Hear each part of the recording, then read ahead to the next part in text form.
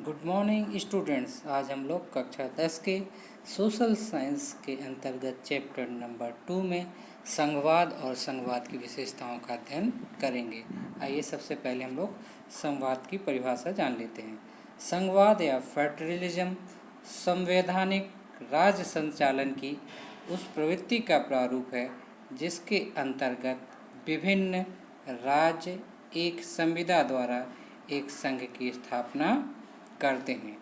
इस संविदा के अनुसार एक संघीय सरकार एवं अनेक राज्य सरकारें संघ की विभिन्न इकाइयां हो जाती हैं। बच्चों, जैसे हमारे यहाँ एक केंद्र सरकार होती है जिसे हम संघीय सरकार कहते हैं, और प्रदेशों में हमारे अनेक राज्य सरकारें होती हैं। संघीय शासन व्यवस्था में सर्वोच्च सत्ता केंद्रीय प्राधिकार और उसकी विभिन्न इकाइयों के बीच में बढ़ जाती है, अर्थात जो सत्ता होती है वो संविधान के अनुसार केंद्र सरकार और विभिन्न राज्य सरकारों के बीच में बढ़ जाती है। आमतौर पर संघीय शासन व्यवस्था में 2 स्तर पर सरकारें होती हैं।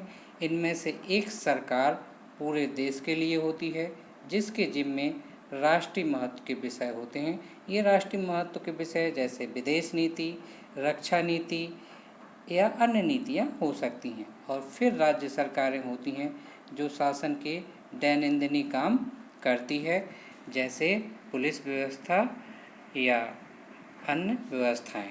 संघीय शासन और एकात्मक शासन में तुलना। संघीय शासन व्यवस्था से एकदम विपरीत है एकात्मक शासन व्यवस्था। इस व्यवस्था में शासन का एक ही स्तर होता है और बाकी इकाइयाँ इसके अधीन होकर ही कार्य करती हैं। इनमें से केंद्रीय सरकार प्रांतीय या स्थानीय सरकारों को आदेशित कर सकती है। आइए यहाँ पर हम लोग एक विश्व का मानचित्र देखते हैं जिसमें से लाल रंग का जो एरिया आपको दिखाया गया वो संघीय सरकारों का है। जैसे रूस में संघीय सरकार है, यहाँ पे कनाडा और संयुक्त राज्य अमेरिका और कैरिबियाई देशों में, और ये ब्राज़ील और अर्जेंटीना में, यहाँ पर ऑस्ट्रेलिया में, भारत में और मलेशिया के कुछ एरियाज़ में। और ये बच्चों जो आपने पिछली कक्षा में सत्ता की साझेदारी में पढ़ा था, बेल्जियम में भी आपका संघीय सरकार है।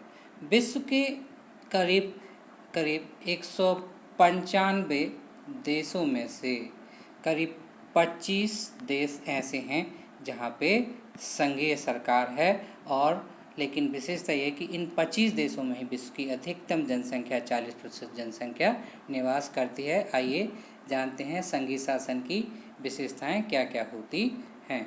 संघीय शासन की पहली विशेषता है सरकार 2 या अधिक स्तरों वाली होती है। जैसे भारत में केंद्र सरकार और राज्यों में राज्य सरकारें। अलग अलग स्तर की सरकारें एक ही समूह पर शासन करती हैं, अर्थात जैसे केंद्र सरकार भी भारत के लोगों पर, भारत के सभी राज्यों पर शासन करती है, राज्य सरकारें अपने अपने प्रदेशों पर शासन करती है, तो दोनों सरकारें लगभग एक ही नागरिक समूह पर शासन करती है।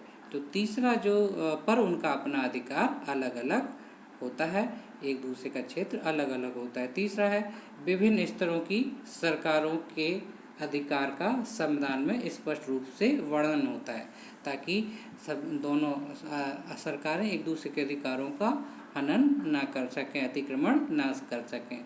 नेक्स्ट है संविधान के मौलिक प्रावधानों को किसी भी एक स्तर के सरकार अकेले नहीं बदल सकती, अर्थात दोनों स्तर की सरकारों की सहमति आवश्यक होती है। नेक्स्ट पॉइंट है अदालतों को संविधान और विभिन्न स्तरों की सरकारों के अधिकारों की व्याख्या करने का अधिकार है, और यहाँ पर सुप्रीम कोर्ट भारत का जैसे बहुत महत्वपूर्ण भूमिका निभाता है। नेक्स्ट है वित्तीय व्यवस्था की स्वायत्तता निश्चित करने के लिए विभिन्न स्तरों की सरकारों का राजस्व स्रोत अलग अलग निर्धारित होता है, क्योंकि शासन संचालन के लिए वित्तीय स्रोत बहुत महत्वपूर्ण है। इसी प्रकार संघीय शासन व्यवस्था के भी दोहरे उद्देश्य हैं। पहला उद्देश्य है देश की एकता की सुरक्षा करना, दूसरा उद्देश्य क्षेत्रीय विविधताओं का पूरा सम्मान करना। इस प्रकार से बच्चों आज का वीडियो हम यहीं संपन्न करते हैं। प्लीज़ वीडियो को लाइक करिए, अगले वीडियो में फिर मिलते हैं। बाय।